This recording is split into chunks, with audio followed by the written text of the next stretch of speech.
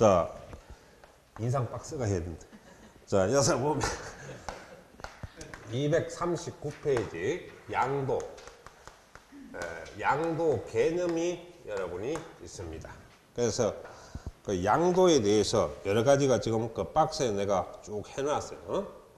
그래서 줄을 좀 껐습니다. 양도란 용어 정리부터 딱 해놔놓고, 자, 등기 등록 관계 없다 했지? 등기하고 관계 없습니다. 그래서 매도, 교환, 현물 출자 전부 유상거래죠, 그게. 그래서 그 자산을 유상으로 사실상 이전하는 걸 말한다. 그래서 따라서 아무런 대가가 없는 무상이전, 이혼시 재산 분할이라든지 상속 정려 이런 것은 양도가 아니다. 맞지? 네. 그럼 뭔데? 재산 분할이나 정려는 무상 이전이고 상속은 사망시 소유권 이전 아이가. 그래서 이런 걸 무상이란 말이야. 그래서 양도가 아니죠. 그리고 행식적으로만 권리가 이전되는 신탁, 법상의 신탁 같은 거, 명의신탁 이런 것도 다 양도에 해당되지 않는다. 반드시 물건을 팔면 대가를 받아라. 그것이 양도다. 대가를 받아라. 유상. 무상은 무상일 뿐이지 양도하고는 관계가 없다. 그러면 양도세가 없다는 거죠. 자, 양도 형태가 여러 가지 여러분 있는데 특히 이제 매매, 반드시 돈 받고 팔아야 되겠죠. 그 다음 이제 교환, 교환. 그러니까 교환은 부자지간에 교환을 하거나 배우자지간에 교환을 해도 교환은 교환이다. 이른바 양도입니다. 무슨 말인지 알겠습니까? 그 다음에 현물 출자.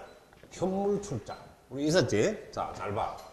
현물. 이 현물이라는 거는 본래 뭐 말대로 그 법대로 하면은 금전 외의 출자를 우리는 현물 출자다 그러는데, 뭐 직접적으로 바로 가자. 그건 간접적으로 표현한 거지만은 우리는 부동산을 기업에 투자하는 거야.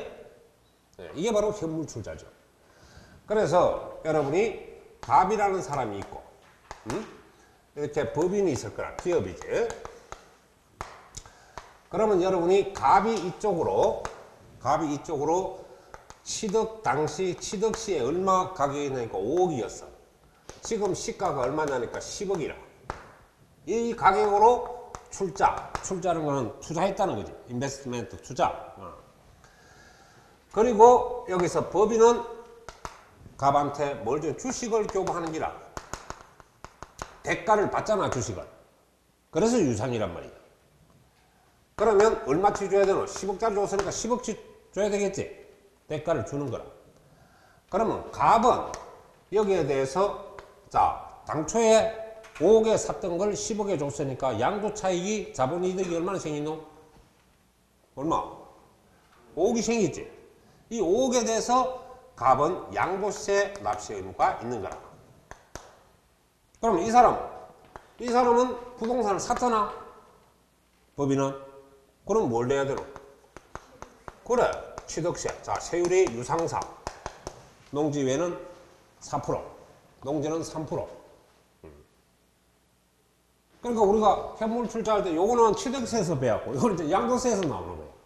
그래서 이게 유상이라는 거예요. 유상. 이걸 여러분이 잘 알아둬야 되고. 그 다음 이제 그 대물 변제가 있지. 무슨 변제? 대물 변제. 그래서 대물, 이것도 막 대물 변제. 물론 금전 외에 물건으로 우리가 채무를 상환하는 걸 대부분 대물 변제라고 하는데, 이 대물 변제는 여러분이 종류가 다양하게 있단 말이에요. 특히 우리가 이혼할 때 뭐 위자료 지급, 뭐 지급? 위자료를 지급하는 거. 그래서 여러분이 나중에 가면은 이 위자료 지급이라는 거는 반드시 유상 이전에 들어갑니다. 재산 분할 청구를 하면은 무상이지만은 위자료는 유상이에요. 그래서 여러분이 이혼 시 우리가 어차피 필요한 거는 재산이죠. 재산입니다. 그리고 세금을 안 내는 방식이 좋겠나, 내는 방식이 좋겠나? 안 내는 방식. 그럼 뭘 해야 되겠냐? 재산 분할 청구가 훨씬 효과적이다. 절시하는 방식이다. 근데 잘 들으세요. 만일에 1세대 1주택이죠. 자, 1주택은 여러분이 비과세가 되려면 요거 외우세요. 보유를 2년 이상 해라. 취득일부터 양도일까지로 해서 보유를 2년 이상 해라. 그리고 뭐 대구는 인데 영향은 없습니다만 우리 서울 중심으로 해야 되니까 여러분이 조정 대상 지역이라 세법에서 그럽니다. 조정 대상 지역이라는 것은 바로 일부가 투기 지역을 말하죠. 그래서 조정 대상 지역에는 거주 2년 이상을 해야 됩니다. 1주택에 대해서. 그래서 여러분이 이런 개념에서 이걸 양도를 하면 세금이 없죠. 왜냐하면 1세대 1주택을 이혼할 때 이자료를 지급하면은 이것도 일종의 파는 거지만은 이 자체가 비과세 물건입니다. 그래서 위자료 지급은 양도에 해당하지만은 이 자체가 비과세이기 때문에 바로 세금이 없는 내용이라는 걸 알아둬야 됩니다. 위자료 할 때. 그러나 그 나머지는 전부 여러분이 대물 변제를 함으로써는 바로 양도에 해당한다. 이렇게 볼 수 있죠. 그 다음에 이제 우리가 그 대물 변제를 여러분이 대표적으로 보면 또 어떤 게 있냐니까 우리 물납, 물납 형태. 바로 재산세도 우리가 물납을 할 수가 있었습니다. 1,000만 원이 넘어가면은 재산세를 지역구에 있는 부동산을 납부할 수 있다. 이런 것도 일종의 대물 변제가 되는 거죠. 사실은. 그래서 이런 등등의 여러분이 내용이 전부 대물 변제인데 이건 언제 양도 시기를 좀 알아둬야 됩니다. 언제 팔았다고 보느냐 하는 것은 자, 대물 변제라는 것은 채무를 금전으로 돈으로 갚는 것이 아니고 물건으로 갚는다는 뜻이잖아요.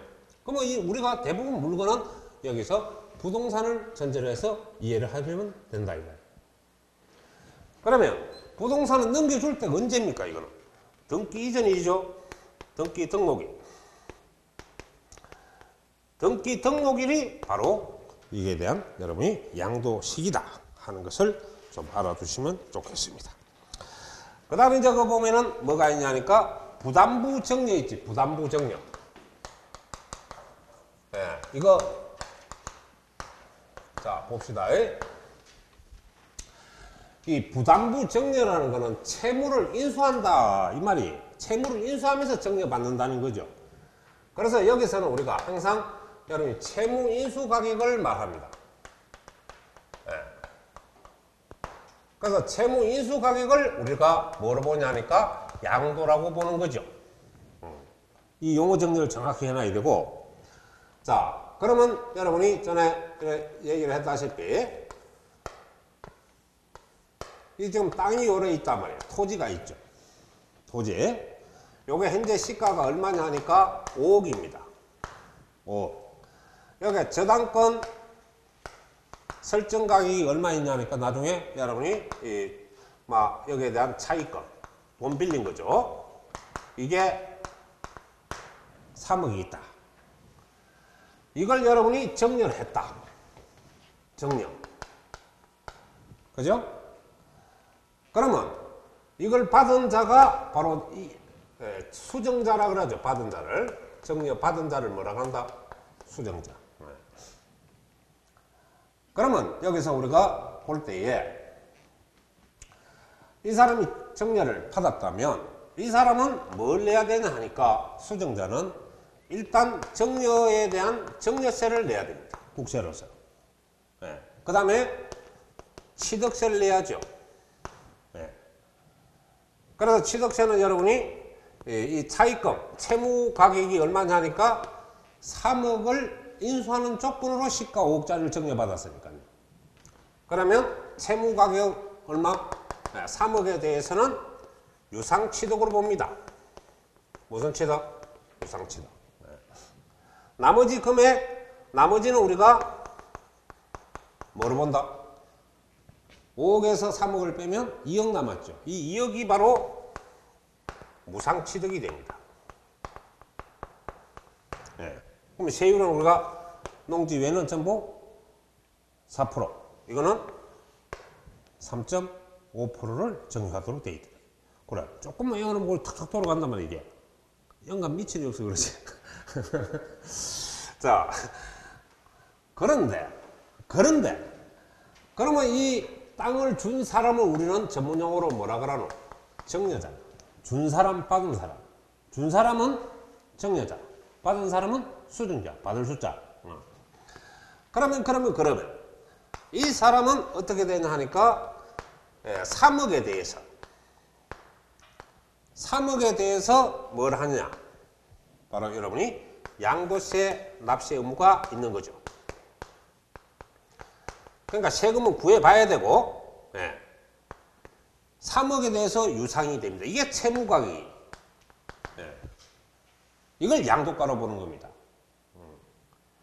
그리고 이제 나머지 금액은 이 정년은 결과적으로 5억에서 3억을 빼면 2억 남았지. 2억에 대해서 수정자는 2억에 대해서 증여세 납세 의무를 지는 겁니다. 세금은 계산해 봐야 되고 이것은 과세 대상이라는 뜻입니다.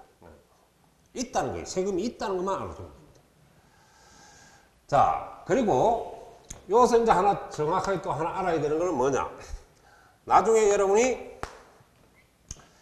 부담부 정려가 일어나면은 양도세는 예정신고를 해야 돼요. 무슨 신고? 예정신고. 자, 예정신고는 항상 양도일이 속하는 달의 말일이죠. 아까 양말 2컬레 해서 양말 2개. 양말이 2개지 1개.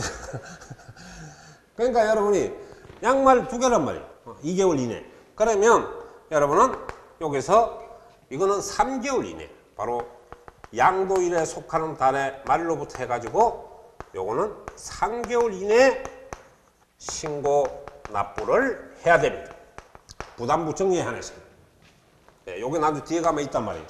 그래서 정리할 때 딱 같이 해 놓으세요.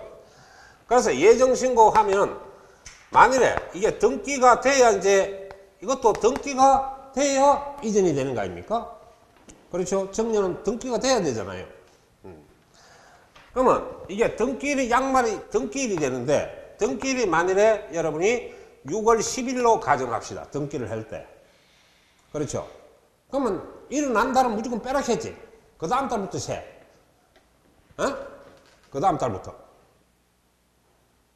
그러면 6월 달에 이전했으니까 7, 8. 일반적인 2개월 이제 부담부 정년은 정려세 기간과 같이 만들어놨기 때문에 정려세 3개월이라. 그래서 이걸 만들어라는 거예요. 정려세는 3개월 이내에 우리가 신고하고 납부를 해야 돼요. 재산 신고를 하고 고의서 날라오면 납부를 하는 거예요. 그래서 여러분이 이걸 보면 6월 10일에 등기를 치면 3개월 6월달 빼버리고 7, 8, 9 그럼 3개월 이내니까 늦어도 9월 말일까지는 우리가 신고 납부를 해야 된다 이 말이에요. 안 하면 가산세 붙는 거야. 뭐가부터? 가산세. 꼭 기억을. 자, 부담부 정려는 그러니까 전체가 양도가가 아니고 무슨 금액에 대해서 양도가라? 채무가격. 채무 인수 이전 가격을 우리는 뭘 한다? 양도가격이다. 요걸 여러분이 그 뒤에 보면 다 읽어보면 돼요. 이제 설명할 거예요. 자, 그 다음에 그 수용, 경매, 공경매가 나와 있지. 예. 그 박스 있네, 박스. 박스 그거 보고 뒤에 내용은 뒤에 있으니까 설명도 한번 읽어보세요. 자, 수용 나와 있지, 수용. 자, 수용은 그 필기를 좀 해놔라. 자, 수용 개념이 뭐야? 국가가 공익사업을 위해서 여러분 재산을 갖다가 강제적으로 취득하는 행위. 속된 말로 뺏어가는 행위지. 그렇죠? 이게 수용이라는 걸 안단 말이에요. 그러면 수용이 일어나면 여러분은 여기서 양도세 감면을 받는다는 걸 알아둡니다. 양도세 감면이 일어난다고. 수용이 되면 항상 양도세 감면이 되고, 그 다음 수용이 되면 여러분이 자격농지 있지. 무슨 농지? 자격농지. 자격농지에 대해서는 본래 이게 대부분 3년 이상 또는 4년 이상 이렇게 우리가 경작을 해야 세금을 면제받을 수 있거나 비과세를 받을 수 있습니다. 그런데 자격농지에 대해서 여러분이 이거 기간 관계없이 나중에 무조건 세금이 비과세가 됩니다. 그 다음에 이제 여러분 1세대 1주택 주택 딸랑 한 개 있는 거죠. 자, 요런 경우에 대해서 여러분은 이거는 항상 보유기간 관계 없습니다. 보유기간 관계 있다 없다? 없다. 그러니까 관계없이 이거는 바로 여러분 세금이 양도세가 없는 형태가 되는 걸 좀 알아둡니다. 나중에 이거 일일이 정리를 해야 되는데 만일에 1주택자는 아까 2년 이상 보유하라. 또 서울 우리 조정 대상 지역 부산 해운대 같은데 자 이런 지역에 대해서는 바로 거주 보유 둘 다 2년 이상을 해야 되는 거예요. 그래야 비과세가 됩니다. 만일에 그런 지역에서도 보유기간 2년 거주 충족할 필요가 없으면 수용자만 무조건 팔면 돼요. 그럼 비과세가 된다는 걸 나중에 여러분이 알아둬야 할 사항입니다. 그 다음에 자 그 보면 이혼시 이자료 부동산으로 이전하는 거. 자 이런 거는 항상 여러분이 등록일이 전부 양도 시기가 되는 걸 좀 알아둡시다. 왜? 대물변제 내용이기 때문에 이것도 일종의 자 그 다음에 여러분이 담보로 이전된 부동산을 채무 불이행으로 자 그게 본등기가 된 경우 본등기 박스 보세요. 이거 제일 밑에 있네. 본등기 있습니까? 줄 끊고 그걸 갖다 충당으로 적어도 좋습니다. 충당. 본래 양도 담보는 담보기 때문에 제공한 상태는 양도가 아닙니다. 그 정도는 알고 있을 거예요. 돈 빌릴 때 은행에 이런 집이나 건물을 갖다가 담보로 제공했다. 그건 양도가 아니죠, 아직. 언제? 나중에 만기가 돼서 못 갚으면 넘어갑니다. 그게 바로 채무 불이행으로 충당되거나 이 충당이 바로 등기로 치면 본등기거든요. 가등기가 아니고 본등기. 그래서 이 충당이라는 거는 결과적으로 집 넘어갔다, 건물 넘어갔다 이겁니다. 이렇게 되면 이것도 일종의 대물변제 행식이 되기 때문에 등기가 되는 날의 양도 시기로 봐서 양도에 해당한다 안 한다? 한다. 그러나 양도 담보는 양도가 아닙니다. 왜? 양도 담보는 어디까지나 담보로 제공할 뿐이죠. 자, 그래서 이런 것은 전부 뭐냐 하니까 일반적으로 봤을 때 여러분이 양도에 대한 유형을 현재 설명을 하고 있습니다.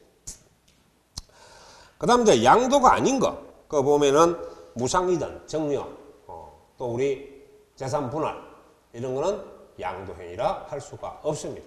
무상일 뿐이죠. 자, 그 다음에 이제 뭐가 있냐 하니까 여러분이 환지처분, 보리충당. 그래서 여러분 환지처분이라는 거는 아주 우리가 많이 나오는데 현재 우리 도시개발, 이 도시개발이라는 거는 사익사업입니까? 공익사업입니까? 일종의. 이게 일종의 공익사업이죠. 그래서 여러분이 그림이다. 그림. 자, 이렇게 해서 다 구역이 있다. 그럼 이 각 지분이 있고 지목이 다 있을 거 아닙니까? 구획 정리를 하고 바꾸는 거죠. 구획 정리를 하고. 그러면 여러분이 이렇게 서로 바꾸는 거예요. 본래 여기에 갑, 을, 요래가 있었는데 서로 바꾸다 보니까 요게 갑이 되고 요게 을이 됩니다. 무슨 말인지 알겠어요? 자, 그러면 요래 바꿀 때는 공익사업을 위해서 땅을 교환하는 행위이기 때문에 일종의 교환이죠, 이것도. 근데 이거는 공익사업을 원활히 하려면 여기서 세금을 부과하면 공익사업 하기가 상당히 곤란합니다. 그래서 국회는 여기에 따라서 적법을 정해놓는데 이게 이른바 임의적으로 정해놓은 거예요. 그래서 출제가 잘 됩니다. 상식적으로 보면 이게 양도거든요. 왜? 재산권을 움직이기 때문에. 상식적으로는. 근데 왜 양도를 하지 말자? 그래야 세금이 없으니까. 그래서 의도적으로 공익사업을 원활히 하기 위해서 도시개발 사업 등으로 인해 가지고 환지처분을 하는 경우에는 양도를 하지 말자 해놓은 겁니다. 그리고 이 땅 부분에 대해서는 공익사업자한테 우리가 공사 비용으로 끊어주죠. 끊어주는 걸 이른바 채비지. 또 이제 크게 말하면 우리가 보루지라 그럽니다. 무슨지? 보루지. 이걸 갖다 사업자한테 충당하는 거죠. 사업자한테 충당하는 거예요. 그럼 사업자 땅을 갖다 사업자한테 주는 거예요. 자, 이런 경우는 이거 역시 양도라 하지 말자. 그래야 양도세가 없으니까.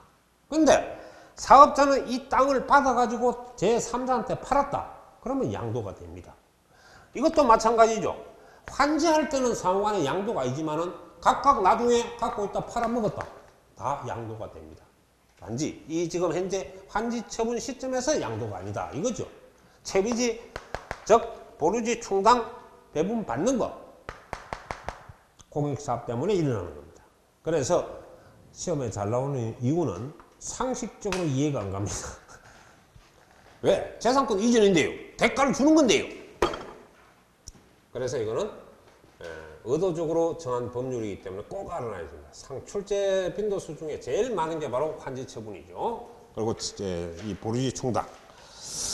자, 그 다음에 여러분 거 보니까 토지 경계를 변경하는 거 있습니까? 자, 토지 변경 가로 열고 요거는 20% 이내에서 변경이 가능한 겁니다. 전체 토지 면적의 20% 이내에서 변경이 일어나는 걸 우리는 바로 양도라 하지 말자 그랬습니다. 이것도. 자, 여러분이 토지의 경계 변경을 하는 건데요. 자, 보세요. 땅이 요렇게 있습니다. 요렇게 생겼어요. 근데 토지 경계 변경을 하면서 여기까지 우리 서로 잘라붙게 하자. 여기 토지 경계입니다. 그러면 이게 갑의 것입니다. 이거 을의 것이죠. 그래서 서로 짝뚝 잘라가지고 건물 지켜 땅을 딱 만드는 겁니다. 여기서 서로. 그럼 서로 주고 받는 거예요. 응? 요거. 그럼 요게 전부 갑의 것이 되고 요거는 을의 것이 돼서 서로 자기 땅 자기가 서로 가져가는 겁니다. 요렇게. 그럼 서로 바꾸는 거죠. 근데 이 범위의 땅이 전체 면적의 20% 범위 안에서 바꿔라. 그러면 이거 경계 끊기 위해서 서로 바꿔주는 거, 이거는 양도를 하지 말자. 그래서 토지 경계 변경안 서로 교환하는 거는 양도다, 양도가 아니다? 양도가 아니다. 무슨 말인지 알겠습니까? 그래서 포인트가 경계 변경 꼭 기억해 놓고. 자, 그 다음에 여러분 그 양도 담보입니다. 민법에 여러분 담보와 같이요. 근데 특히 중요한 거는 이 양도 담보에 대해서는 여러분이 우리 매매 대금에 대해서 양도 담보가 많이 발생하고 공사 대금에 대해서 양도 담보가 민법상은 많이 일어납니다. 근데 우리는 여기서 양도라고 보면은 안 되죠. 바로 담보라는 뜻으로 알아야지. 담보. 무슨 말인지 알겠습니까? 그래서 담보에 동그라미 신어야지 양도에 동그라미 신으면 이해가 안 가죠. 나중에 청산 처분이 돼야 양도가 되는 것이고, 일단 여러분이 은행부터 돈을 빌리거나 또 개인으로부터 돈을 빌리고 공사 대금이 있거나 이런 경우에는 여러분이 부동산을 담보로 제공하면, 그러면 상식적으로 어떻습니까? 담보로 제공하더라도 채무자가 사용 수익을 다 하죠. 사용 수익을 다 합니다. 나중에 넘어가면 안 되지만은 넘어가기 직전까지는 전부 채무자가 사용 수익권을 갖고 있는 것은 민법과 똑같은 내용입니다. 자, 그래서 이거는 담보를 하면은 여러분은 양도라 할 수가 없다는 걸 꼭 기억을 해놔야 되고, 그 다음 공유물 단순 분할이라고 그랬습니다. 이 공유물 단순 분할은 그게 지분 변동이 없는 걸 말하죠. 무슨 변동이 없는 거? 지분 변동이 없는 거. 자, 그래서 그 옆에 여러분이 조금 메모를 좀 해놓으세요. 이거는 간단하게 그림을 그려놓으면 좋습니다. 자, 그 다음에 여러분이 보면 공유물이, 자, 예를 들어서 또 토지로 봅시다. 토지. 자, 토지 이게 지금 얼마짜리냐 하니까 원래 10억짜리입니다. 근데 각각 갑을의 지분이 각각 반반씩 갖고 있죠. 균등하게 갖고 있습니다. 반반씩 균등하게. 그렇죠? 그러면 서로 분할합니다. 분할하면 각각 얼마씩입니까? 5억씩. 자, 이거는 지분 변화가 있나요? 지가 가져가나요? 지분 변화는 없죠. 가르면서 갈라먹으면서. 예. 그러면 여기서 여러분 보면 이런 경우에 각각 지분 변화가 없는 행위가 양도가 아니다 이 말입니다. 그래서 이런 경우에는 양도가 아니죠. 예. 무슨 말인지 알겠습니까? 양도가 아닙니다. 지가 가져가는 거죠. 자, 문제는 지금 말하는 건 이 행태를 단순 분할이라는 거는 지분 변화가 없이 지가 챙겨가는 거다. 이게 바로 양도가 아니다 말이에요. 왜 지가 가져오는 거 아무것도 아니죠 그냥. 무슨 말인지 알겠습니까? 그런데 본래 이렇게 5억씩 갖고 있는 걸 지분을 이전하면서 지분 변화가 일어납니다. 지분 변동. 지분 변동이 발생하면 양도가 되는 거죠. 자, 그러면 갑이 본래 50% 가 있었는데 이걸 갖다 갑은 40% 배정을 하고요. 을이 60% 배정을 받게 되면 이거는 지분 변화가 벌써 생겼죠. 그러면 10%가 이쪽으로 왔다 이 말이에요. 그럼 10%에 대해서 양도가 되는 거예요. 그러면 여러분이 10억에서 이거 계산하면 이 사람은 4억이 되고 이 사람은 6억이 돼서 이쪽으로 1억이 움직이죠. 1억이 간 거예요. 그러면 이 사람은 7억이 되고 이 사람은 1억에 대해서 양도가 되는 겁니다. 그래서 공유물 분할은 지분 변화가 없는 분할을 의미하지 지분 변화가 있으면 또 양도가 되는 겁니다. 무슨 말인지 알겠죠? 그걸 응용할 줄 알아라 이 말이에요. 자, 신탁법상 신탁 해지라든지 신탁 행위에 대해서는 행식적 이전일 뿐입니다. 유상 이전이 아니죠. 그래서 신탁상에 일어나는 행위는 전부 여러분이 양도에 해당하지 않는다라는 걸 알아두면 되겠고, 그 다음 매매 원인 무효 소에 의한 소유권 환원입니다. 소유권 환원. 자, 매매 원인이 무효가 돼서 소유권을 찾아가는 거, 이거 양도가 아닙니다. 자, 봅시다. 그래서 옆에 것도 하나 적어 놓으세요. 양도만 공부할 게 아니고 나도 취득 시기도 알아야 되고 양도 시기도 알아야 되고 이렇습니다. 이 행위가. 그래서 나올 때 딱 그 정리를 해놓으면 같이 붙여 나가면 되거든. 정리할 때. 자, 여러분이 양도 행위에 대해서 이게 원인 무효가 됐어요. 그 무효가 되니까 당연히 양도라고 할 수가 없는 거 아닙니까? 무효니까. 그렇죠? 그러면 이 무효 사유에서 무효가 됐다면은 바로 양도를 할 수 없어요. 이 말은 바로 여러분이 이 만약에 땅이 있는데 이걸 여러분이 2002년도 이걸 갖다가 취득을 했어요. 근데 현재 양도한 거는 언제, 이 땅을 언제 했냐 하니까 현재 여러분이 이게 2018년 2월에 양도를 했다. 근데 여러분 오늘 이걸 갖다 무효가 판시가 됐다. 이런 거야. 그러면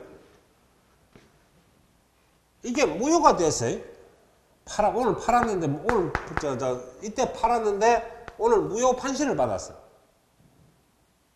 그러면 내나 이거는 갑의 소유 땅 같으면 갑의 것이 된다 이 말이에요. 그럼 다시 소유권을 환원했지. 이제 찾아서 소유권을 회복했어. 환원해서 소유권을 회복 찾아온 거야. 내가 팔았다가 다시 무효가 돼서 그걸 찾아왔단 말이에요.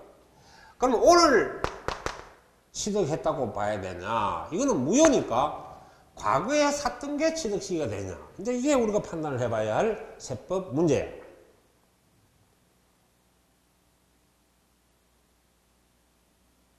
그러면 당초 취득 시기가 될 거예요. 당초. 그럼 언제가? 이건 아무것도 아니라 그러니까 아무것도 아니지, 이거는. 당초 샀던 시점이 부동산의 취득시기다. 요거 여러분이 반드시 하나 알아놔야 할 사항이고, 양도행위는 아니다. 자, 신탁 해지도 그렇지만 신탁으로 인해 갖고 소유권 찾아오는 것도 역시 환을 내나 찾아오는 거거든요. 자, 이런 거는 여러분이 바로 양도를 할 수가 없고, 자, 이혼에 따른 재산 분할. 자, 이건 어디까지 무상일 뿐입니다. 그래서 적어 놓으세요. 이혼 분할, 이혼 시 재산 분할은 정려도 아니고 양도도 아니며 무상일 뿐입니다. 정려도 아니고 양도도 아니며 무상일 뿐입니다. 정려 같으면 정려세를 내야 되는데요. 정려세를 안 냅니다. 그냥 무상일 뿐이죠. 자, 그 다음 밑에 하나 더 적어 놓습니다. 밑에다가 지금 그 다음에 배우자, 직계 존비속 간의 양도. 예, 이거 객관적 입증을 해야 돼요. 그냥 배우자 간에 여러분이 집을 팔았다, 건물을 팔았다. 이거 시장 가격으로 거래가 되기가 어렵죠. 그래서 양도로 인정할 수가 없습니다. 또 아버지가 아들한테 건물을 팔았다. 이게 말이 되나? 그래서 객관적 입증을 하면 양도가 되지만은 객관적 입증을 하지 못한 경우는 전부 정려로 봅니다. 이런 경우는. 아시겠어요? 네. 그리고 그 밑에 하나 적으세요. 자, 자기 부동산을 자기가 경매받은 경우, 자기 부동산을 자기가 경매받은 경우, 그 밑에 하나 적어 놓으세요. 배우자 직계 존비속의 양도 그 밑에 하나 더 적어놔. 자기 부동산을 자기가 경매받은 경우. 자, 이거 결과적으로 뭐야? 시장에 경매세에 나가긴 나갔지만은 내 재산 내가 받았지? 이거는 양도라 할 수가 없습니다. 무슨 말인지 알겠습니까? 자, 그래서 그 내용을 한번 쭉 읽어보시고 포인터에 대해서 여러분이 정리를 내가 쭉 해놨습니다. 자, 그 다음에 여러분이 그 가면은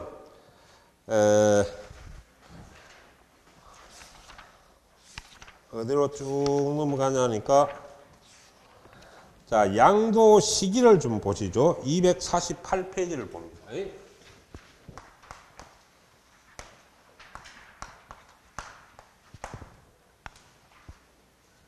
자, 무슨 시기? 양도. 이거는 소득세법입니다. 앞에서 우리 취득세는 지방세법이고, 소득세법상에 현재 우리가 양도와 취득시기.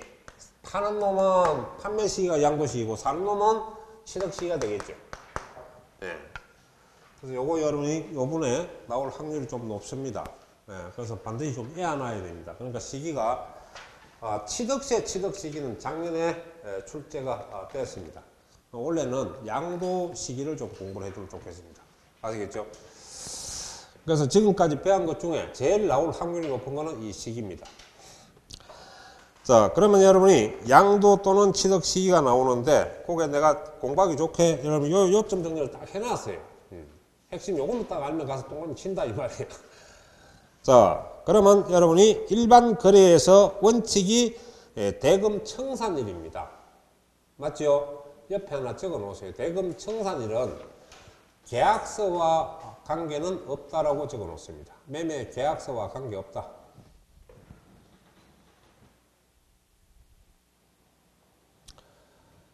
그런데 보다시피 취득세는 개인 간의 거래의 원칙이 계약서상 잔금 지급일을 취득일로 한다 되어 있죠. 그건 지방세법이고, 우리 소득세법에는 양도세에 대해서 양도 시기는 언제로 봅니까? 바로 대금 청산일인데 매매 계약서하고는 관계가 없이 잔금을 실제로 다 청산하는 날이 양도 시기, 또 상대편은 취득 시기가 됩니다. 아시겠어요? 자, 그러면 여러분이 예외로 거기에 뭐가 나와 있네요. 등기 등록일. 또 여러분이 그거 보면 대금 청산일이 불분명한 경우에는 바로 또 뭐로 해야 됩니까? 예외로서 바로 등기 등록일이 되겠죠. 명의 개시일은 뭡니까? 주식 이전한 날입니다. 명의 개시일. 그래서 그거는 막 공부하지 마세요. 그냥 등기 등록일만 공부를 하세요. 알겠습니까? 자, 그리고 대금 청산일이 분명하지가 않으면 어디로 가야 되겠습니까? 등기 등록일을 하는데 만일에 대금 청산이 불분명하고 또 그 소유권 이전 등기 중에서 이렇게 있으면 만약 등기일이 나오면 등기일로 하면 되겠죠. 대금 청산이 없고 등기일이 있으면 등기일이 되는데 그래서 우리는 이 경우를 봅니다. 원칙이 뭐예요? 원칙이 대금 청산일이죠. 이어서 대금은 잔금이죠, 잔금. 잔금 모두 정리가 된 날입니다. 그리고 이제 여러분이 보면 대금 청산일이 알 수 없다. 분명하지가 않다. 그러면 뭐가 되겠어요? 이게 바로 등기 등록일이 된다. 되죠? 대금 청산일이 있으면 대금 청산을 하고 이걸 알 수 없으면 등기를 해라 이 말이야. 또 한 가지는 청산이라고 대금 청산이라고 등기일하고 등기 등록일 다투면 국가는 어느 걸 요구하겠어요? 항상 시간이 다투면 빠른 날을 찾아라 했습니다. 그래서 이거는 빠른 걸 말합니다. 이렇게 여러분이 정리를 하면 되겠고 이게 기본 원칙입니다. 자, 그러면 여기서 여러분이 볼 때 장기 할부 판매량이 나오죠. 연부 취득에 취득세 연부 취득이 있었는데 연부 취득은 어떻습니까? 기간이 2년 이상이고 1년에 한 번씩 끊어주는 방식에 의해서 취득하는 형태가 연부 취득입니다. 그런데 장기 할부 판매는 내가 할부 판매죠. 그래서 할부 판매이기 때문에 이거는 뭐 매월 결제도 가능한데 다만 기간이 1년 이상 기간을 의미합니다. 장기 할부라는 것은 1년 이상 할부를 말하죠. 자, 이때 여러분이 소유권 이전 등기일에 등자 동그라미 딱 치고 그 다음 인도일, 물건을 이전하는 날, 주는 날 인도일 그 다음에 실제 사용하는 날 여러분이 사용 수익일 사자 동그라미 치세요. 등, 인, 사, 중 빠른 날 이렇게 좀 외우기 바랍니다. 다. 그런데 이어서 뭐가 없냐 하니까 장기 할부가 되면 여러분은 대금 청산일이 안 나오죠. 대금 청산일 관계없습니다. 그러니까 여기서는 바로 등기일하고 물건 준 날 인도일하고 아니면 실제 사용하는 날 사용 수익일하고 이 세 가지 중에서 가장 빠른 날을 양도 또는 상대편은 취득 시기로 본다 이 말입니다. 아시겠어요? 자, 그 다음 자기가 건설한 바로 건축물에 대해서는 원칙적으로 사용 승인서 내주는 날이죠. 내주는 날이 내나 교부한 날 아닙니까? 그리고 임시 승인일 또 4일상 사용일 이 세 가지 중에서 충돌하면 가장 빠른 날이 되고 원칙은 일단 여러분은 사용 승인서 교부일이라는 걸 알아도 돼. 임시나 임시 사용 4일상 사용하는 날이 있으면 세 가지 충돌하면 제일 빠른 날로 잡으면 됩니다. 자, 그 다음에 상속 정려. 상속은 당연히 상속 개시일이죠. 언제라? 상속 개시일. 자, 정려는 정려 받은 날이죠. 자, 아까 내가 설명을 할 때 부담부 정려에서 설명을 했습니다. 그럼 부담부 정려의 양도일은 언제로 봐야 되냐? 등기 등록일로 봐라 그랬습니다. 바로 여기서 여러분이 그 보면 정려 받은 날이 등기 이전일이 되거든요. 그러니까 등기 등록일로 적어 놓으세요. 내나 정려 받은 날이 등기 등록일이라는 걸 알아둡니다. 그 다음 환지 처분.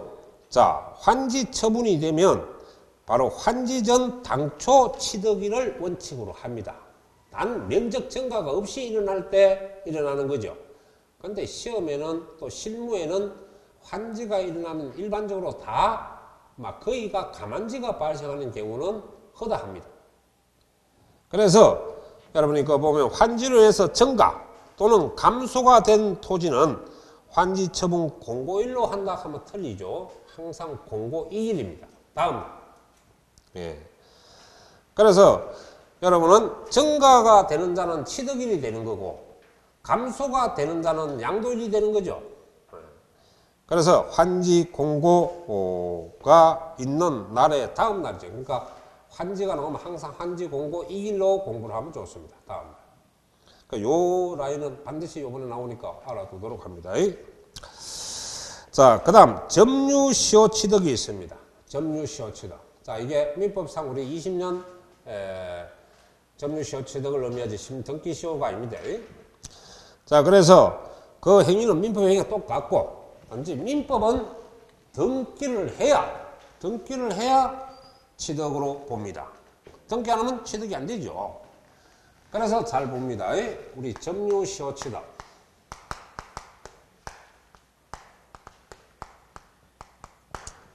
자, 이런 경우는 여러분이 우리가 세 가지 흐름도를 알아줘야 돼요.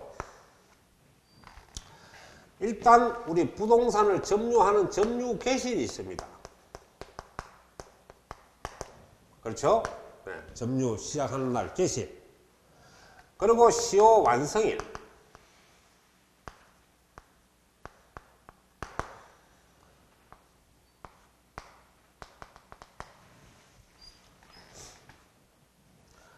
그 다음에 여러분이 등기일. 이전 등기하는 등기일. 그래서 이 공부는 체계적으로 딱 정리를 해놔야 돼. 점유시효 취득에 대해서 지방시에서 보는 거와 우리 소득세에서 보는 시각이 서로 다르다 이 말입니다.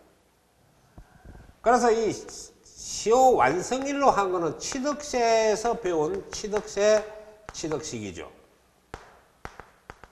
구입시기입니다. 취득이라는 건 구입시기 아닙니까? 구입시기 취득시기지. 자, 방금 말하는 우리는 지금 이걸 설명하고 있습니다. 취득세는 이걸 설명하고 있고. 그래서 이거는 양도세 취득시기라는 걸 알아두세요.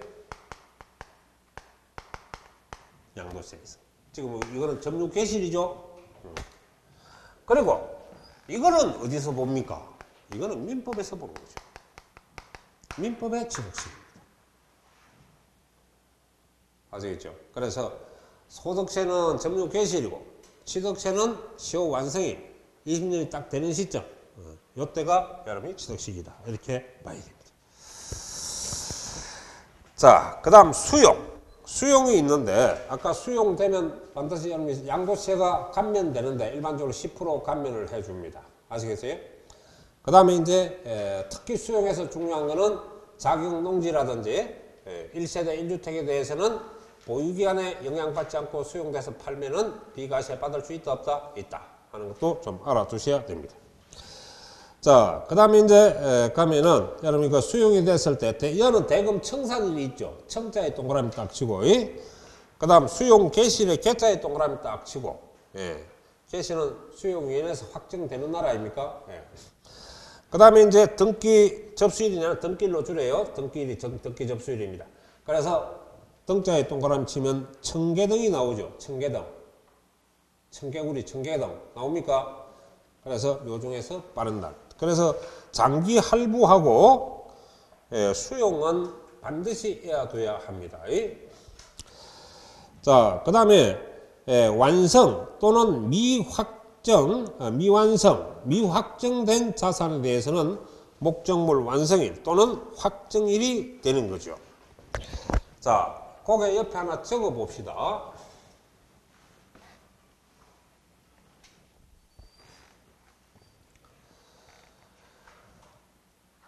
자, 여러분이 미완성 목적물에 대해서 무슨 말이냐 하니까 여러분이 지금 아파트를 갖다가 취득하기 위해서 이게 신축한 거죠. 신축한 아파트를 취득을 합니다. 근데 잔금은 언제 처리하니까 우리가 2018년 2월 18일 날 잔금을 쳤어요. 근데 문제는 완성이 늦게 됩니다. 완성일이 언제냐? 2018년도 이게 5월 30일 날 완성이 됐습니다. 이 완성일은 대부분 우리가 사용 승인서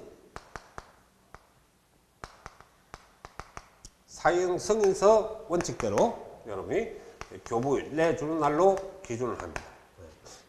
실무에서는 그냥 이론에서는 완성일을 하면 되고, 자, 그러면 이런 경우에 잔금은 원칙적으로 아까 부동산을 사거나 우리 가세 물건을 취득하게 되면은 계약서 관계없이 잔금 지급일이 양도 시기고 취득 시기다 이렇게 배웠다 이거. 자, 근데 이거는 지금 아파트를 신축해서 이미 잔금 다 쳐놨는데 완공이 안 되는 거예요. 그래서 이때 완공이 됐다. 5월 30일에 완공이 됐다. 그러면 취득 시기가 언제가 되느냐? 이런 경우에는 완성일이 됩니다. 아시겠어요? 그래서 이 시점이 아파트 취득 시기가 됩니다. 이게 미완성 목적물에 대한 취득 시기입니다. 자, 그 다음 미확정된 권리입니다. 미확정된 권리. 이른바 아파트 당첨권이죠. 자, 요거는 여러분이 확정일이 되거든요. 확정일. 확정일은 뭐 언제입니까? 바로 당첨일이 됩니다. 당첨되는 날이 취득 시기가 되는 거예요. 그래서 그거 보면은 미완성, 미확정된 자산인데 권리 쪽에서는 아파트 당첨을 일반적으로 설명하는 것이고 물건 쪽에서는 이 아파트 신축에 대해서 잔금은 치르고 나서 완공이 안 됐을 때 과연 언제 취득 시기로 봐야 되나 하는 것은 사용승인서가 교부된 완성일을 의미합니다. 이때 여러분이 취득 시기고 요게 바로 권리는 요때 여러분이 취득 시기라는 걸 알아봅니다.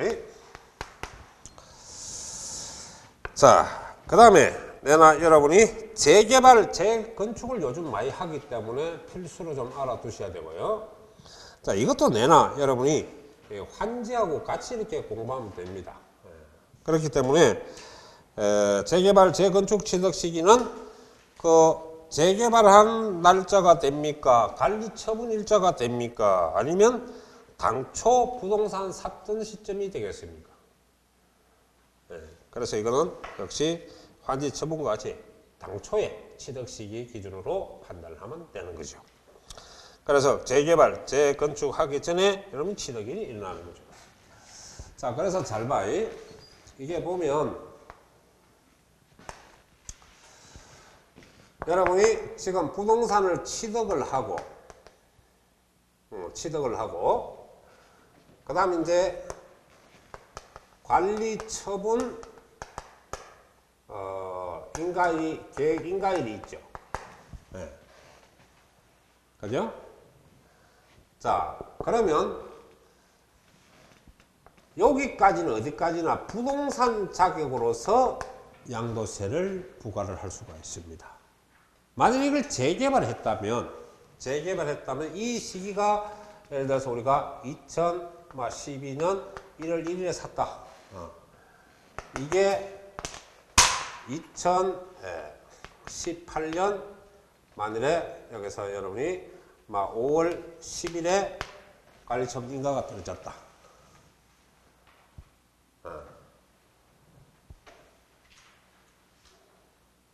그러면 언제 이 부동산에 대해서 취득 시기로 봐야 되나 이 말이에요.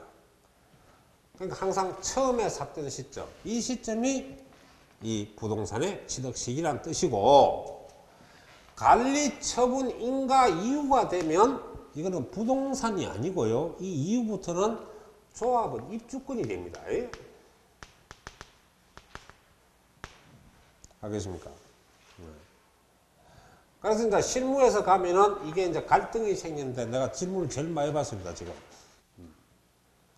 여러분 선배들이 내가 볼 때는 한 100만 원 나갔을 거예요. 한번 계산해봐. 우리가 중개사가 학원 강의가 된 거는 거의 빠른 데가 1999년도니까요. 그때부터 내가 강의를 했으니까요. 그때 뭐 했습니까? 여러분 잘 나갔지? 엄청나지? 전국으로 따지면 내가 대통령 나서도 한번 될 거야. 인구가 그만큼 많이 나가서 하여튼. 자, 이런 경우에 여러분이 보는데 잘 봐요. 조합은 입주권이라는 거는 항상 여기서 기본적으로 볼 때 관리처분 인가 이후의 권리를 말하는 거라. 이전에는 부동산 권리고 요건은 입주권 권리라. 무슨 말인지 알겠죠? 그래서 나도 양도세에 가면 장기보유 특별공제가 있다고. 그때는 입주권의 장기보유 특별공제는 관리처분 인가 전일까지거든. 전일까지. 요때 난저 장기보유 특별공제, 양도 차익에 대해서 장기보유 특별공제 한다 이렇게 있어. 그러니까 입주권이라는 거는 관리처분 인가인 이후의 권리를 말하는 거야. 그리고 재건축을 해서 이 아파트를 사게 되더라도 이때 완공이 돼서 사는 게 취득 시기가 아니고 이 아파트 새로 지은 아파트는 당초 여러분이 아파트 샀던 그 시점이 취득 시기가 되는 거지. 예. 이걸 남한테 안 팔고 계속 내가 갖고 있다면 무슨 말인지 알겠지? 그리고 이 이후에 이걸 팔 수도 있잖아. 예. 입주권을 팔 수도 있는 거예요. 근데 이제 문제는 여러분 이 구역에 재개발을 하잖아. 근데 집이 딸랑 한 채 있어. 전 세대 여러분 가족 구성원이. 예. 딸랑 집 한 채 있어. 근데 그게 재개발로 인해 가지고 헐어버리고 입주권을 취득한단 말이야. 이 상태에서 이 입주권 아직 집이 완성이 안 됐지. 지금 짓고 있는 중이야. 공사 들어가고 짓고 있는데 입주권이 있잖아. 요걸 딸랑 팔아도 나중에 비과세를 받을 수 있다. 알겠지? 그래. 집 딸랑 하는 거 그게 입주권이 되면 네. 물론 이제 2년 이상 보유 다 했다고 보고 설명하는 거고. 자, 그래서 요 관리처분 인가일 기준 이후에 권리가 되고 그 이전은 부동산이라는 거예요. 여러분이 좀 정리를 해놔는 뜻에서 하고, 만약에 이것이 완공이 돼서 이 집을 내나 그 집을 산다, 입주권에서 산다 하더라도 이 집은 이때 상고로 본다. 당초 취득 시점으로 한다 이 말이에요. 자, 요까지 여러분이 취득 시기를 좀 알아두는데 그게 밑에 좀 봐야 되는 게 있습니다. 249페이지를 좀 보시면 그게 지금 그 박스를 한번 보세요. 자, 내가 다 설명을 해놨습니다. 공부하기 좋게. 대금 청산일이 뭐냐? 계약사하고는 관계가 없어요. 그래서 실제 잔금 지급한 날이다 라고 해놨죠. 그래서 내가 이걸 아까 자꾸 설명을 했던 거고, 그 다음에 대금 청산일이라 하면 거기서 여러분이 거래대금 전부를 지급한 날을 의미하고, 그죠? 또 그 전부를 이행하지 아니해서도 사회 통념적으로 거의 지급되었다고 볼 만한 정도의 대금 지급이 이행된 날을 포함한다. 문제는 3번입니다. 그걸 동그라미 쳐서 정리를 해놔야 되는데, 자, 여기서 보면은 당해 자산, 즉 당해 부동산인데 이 자산의 양도에 대한 양도 소득세는 본래 누가 납세 의무자가 됩니까? 양도인이 납세 의무자입니까? 양수인이 양도세 납세 의무자입니까? 양도인이죠. 왜? 그래 양도세 아이가. 양도인 낸다 해서 양도세란 말이야. 근데 특약을 가지고 매매를 하면서 야 이거 양도세 내가 좀 싸게 팔아줄게. 팔게. 그 대신 난 양도세 당신이 책임져. 매수자가 책임져. 특약을 하면 되죠. 계약은 자유니까. 자, 그런 경우입니다. 그래서 양수자가 부담하기로 약정한 경우에는 해당 양도소득세 대금 청산일은 영향이 있다 없다? 없다. 무슨 말이냐? 읽어도 모르겠다. 자, 그러면 또 하나 소설을 한번 써보면 되는 거야. 자, 지금 여기서 보면 양도 잔금이 언제 정리가 됐냐 하니까 우리가 원래 막 한 4월 20일에 잔금일이 됐다. 근데 여기 특약을 하기로 양도세는 양도인이 내는 게 원칙인데 상대편 매수자가 내도록 만드는 거예요. 그 대신 혜택을 줘야 또 이렇게 계약이 성립이 되겠죠. 그래서 좀 싸게 판다든지 이런 행태를 갖춰야 된단 말이에요. 그럼 특약을 해서 양수인이 양도세를 내기로 했다 이 말이야. 근데 이게 지급일이 언제나 하니까 5월 10일이라. 근데 잘 들어라. 양도 전체 대금에는 양수인이 부담하는 양도세도 포함을 한다. 전체 금액에는. 예를 들어서 이게 10억이고 전체 양도 금액이.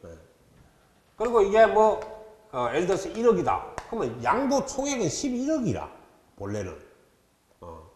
근데 양도세 이거는 양도 금액에는 잔금에 들어가기는 하지만은 실제 본래 금액 이거 정리하는 날이 양도 시기로 봐라. 이거는 양도 시기로 보지 마라 이 말이라. 그래서 이렇게 팔았을 때 양수인이 양도세까지 다 내는 날이 잔금 지급을 보지 말고 이거 빼고 실제 물건에 대한 양도 가격에 대한 금액에 대해서 잔금이 지급될 때 요 시기가 양도 시기다. 그러니까 이거는 잔금 양도 시기로 보지 마라 이 말이에요. 그러나 양도 금액을 묻는다면은 다 포함한다는 거지. 전체 금액을 묻는다. 아시겠어요?